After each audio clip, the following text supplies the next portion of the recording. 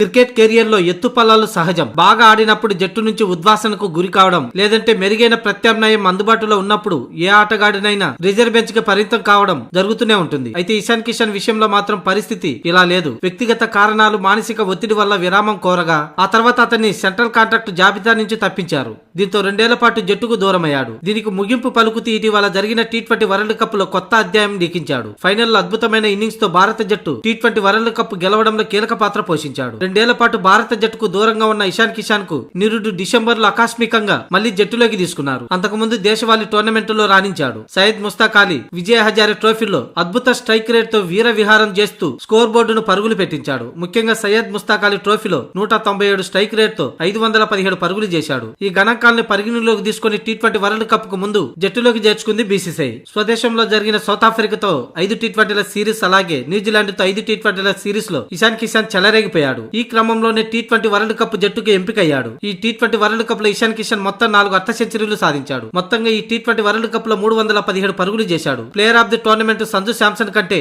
అతను కేవలం 4 పరుగులు మాత్రమే తక్కువ చేశాడు. అంతేకాదు ఫైనల్ మ్యాచ్ కు ఒక రోజు ముందు ఇషాన్ కిషన్ కు ఒక విషాద వార్త అందింది. రోడ్డు ప్రమాదంలో అతని కజిన్ మరణించాడు. ఈ విషాదాన్ని దిగమింగుకొని టీ20 వరల్డ్ కప్ ఫైనల్ లో హాఫ్ సెంచరీ నమోదు చేశాడు. ఇషాన్ బ్యాటింగ్ తోనే కాకుండా ఫీల్డింగ్ లోనూ మెప్పించాడు. ఇలాంటి విషాద సమయంలో కూడా టీమిండియా కోసం ఇషాన్ కిషన్ అంకితాభావానికి మాజీ క్రికెటర్లు మెచ్చుకున్నారు. ఇకపోతే ఇషాన్ కిషన్ కు మరో గుడ్ న్యూస్ చెప్పే ఆలోచనలో బీసీసీఐ ఉన్నట్లు తెలుస్తుంది. ఇక ఇప్పుడు టీ20 వరల్డ్ కప్ ముగిసింది. ఇక టీమిండియా ప్రస్తుతం వన్డే వరల్డ్ కప్ పై దృష్టి పెట్టింది. ఈ క్రమంలో వన్డే వరల్డ్ కప్ స్క్వాడ్ కి ఇషాన్ కిషన్ ఎంపిక చేయాలనే ఆలోచనలో టీం మేనేజ్మెంట్ బీసీసీఐ ఉన్నట్లు సమాచారం. ఇప్పటికే వన్డేలో అతడు డబుల్ సెంచరీ చేసి మంచి రికార్డులో ఉన్నాడు. 2027లో జరగబోయే వన్డే వరల్డ్ కప్ లో అతనికి స్క్వాడ్ లోకి తీసుకోవాలని గంభీర్ అనుకో ఆలోచిస్తున్నట్లు సమాచారం.